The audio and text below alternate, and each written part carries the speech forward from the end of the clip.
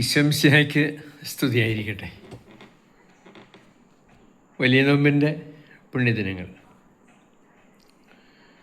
എങ്ങും കുരിശിൻ്റെ വഴി പ്രാർത്ഥനകൾ.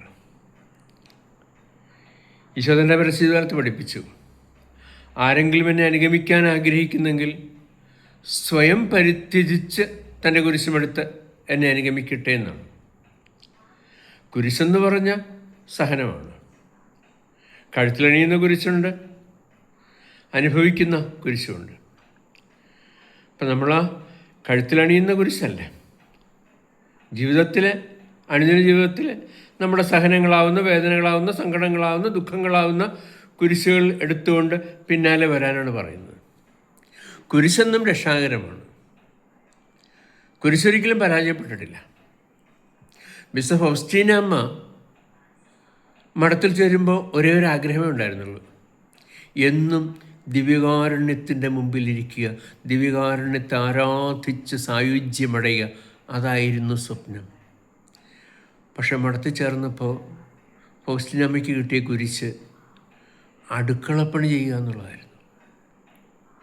ഒരു പരാതിയും കൂടാതെ സന്തോഷത്തോടെ സ്വീകരിച്ചു. ഫൗസ്റ്റീനമ്മ ഇന്ന് വിശുദ്ധയാണ്.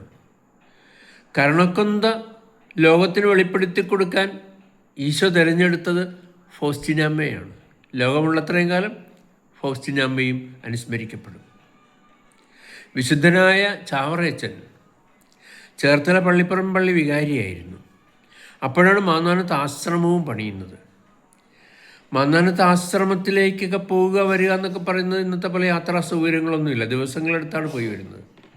ഒരു ദിവസം മാന്നാനത്ത് പോയിരുന്ന സമയത്ത് പള്ളിപ്പുറം പള്ളിയിലൊരു സംഘർഷമുണ്ടായി. പിതാവ് കൊച്ചച്ഛനോട് റിപ്പോർട്ട് ചോദിച്ചപ്പോൾ പറഞ്ഞത്, ചാവറയച്ചൻ സ്ഥലത്തുണ്ടായിരുന്നെങ്കിൽ ഈ കലഹം ഉണ്ടാകുമായിരുന്നില്ല എന്നാണ്.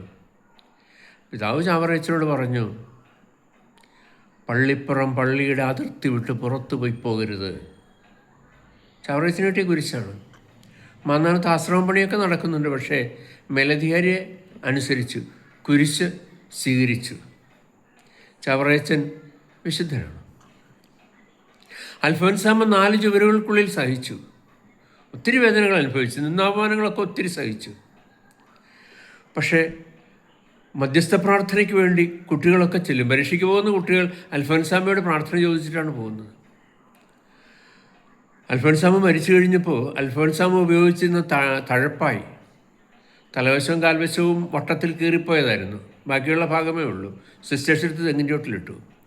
അതെടുത്ത് മഴയത്ത് തലയിൽ ചൂടിപ്പോയ ഭ്രാന്തന് ഭ്രാന്ത് മാറി സൗഖ്യം പ്രാപിച്ചു. അൽഫോൻസാമ്മ മരിച്ചിട്ടും പുണ്യപ്രവൃത്തികൾ നീണ്ടു നിൽക്കുന്നു. കുരിശിന് അങ്ങനെ ഒരു ശക്തിയുണ്ട്. നമുക്കതിനെ അവലംബിക്കാം, അനുഗമിക്കാം. ആമേൻ.